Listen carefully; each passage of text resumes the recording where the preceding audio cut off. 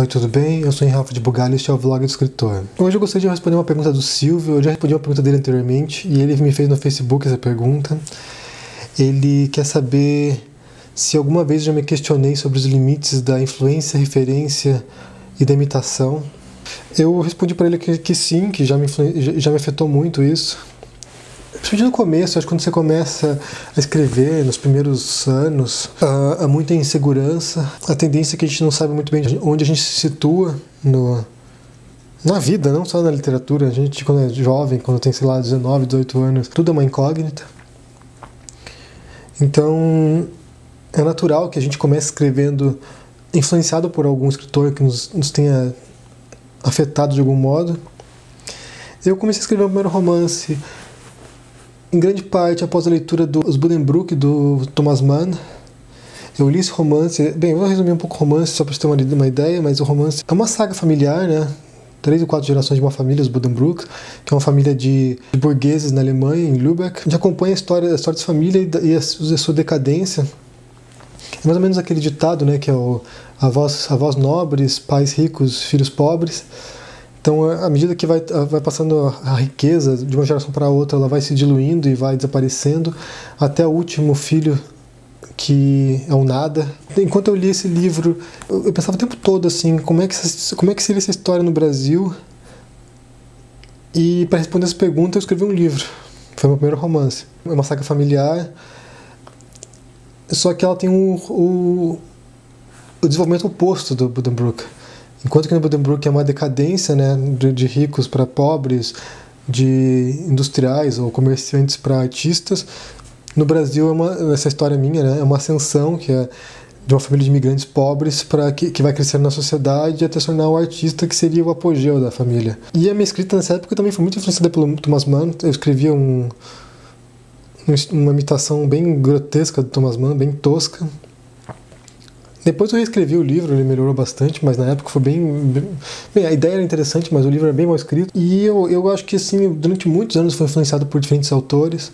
O meu segundo romance foi influenciado pelo Nikos Kazantzakis, o escritor grego.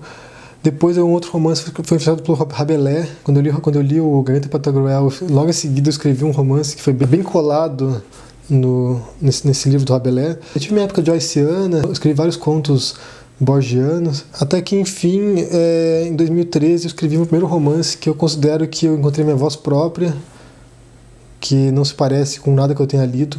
Talvez se pareça um pouquinho assim, em algumas pegadas, em algumas abordagens ao Milan Kundera, porque a gente está falando de alguns temas parecidos, então não diria que seria um romance imitando Kundera.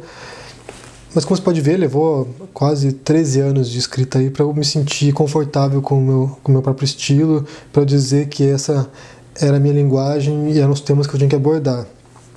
Não vejo nada de errado em ser influenciado por algum escritor que você goste, nem imitar, na verdade. Eu vejo essa modinha dos fanfiction com até um pouco de otimismo, porque eu acho que quase tudo você começa escrevendo imitando alguém até conseguir encontrar o próprio caminho. Quando eu era criança, eu lia bastante história em quadrinhos e essa era a minha influência. Quer dizer, eu não acho que você se livre totalmente das influências em algum momento. Eu penso que é quase impossível hoje em dia ser totalmente original. São duas metas que para mim são impossíveis, que é ser completamente original e atingir a perfeição. Não existe nenhuma dessas duas coisas. Todo texto é uma referência a outro texto, é uma referência a outras coisas, a outras mídias, ao cinema, à música. Você não tem como fugir dessas coisas, porque nós somos humanos e recebendo influência de várias fontes diferentes. Portanto, eu entendo que alguns autores se inquietem por isso, que se sintam desconfortáveis porque acham que suas obras são muito parecidas com algum autor que eles gostaram. Mas tenha paciência, eu acho que pratique, continue escrevendo, que em algum momento você vai encontrar a si próprio ali, sabe?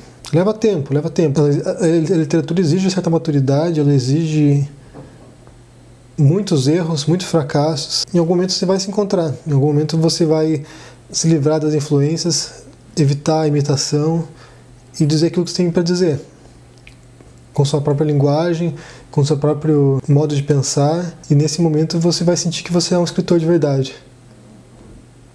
Talvez até no mesmo nível daqueles que você admira. E a sensação é muito boa. Então eu espero ter respondido suas perguntas, Silvia. Se você curtiu, dê um joinha aí embaixo, assine o canal se não assinou ainda. Continue fazendo perguntas e até o próximo vídeo. Um abraço e tchau.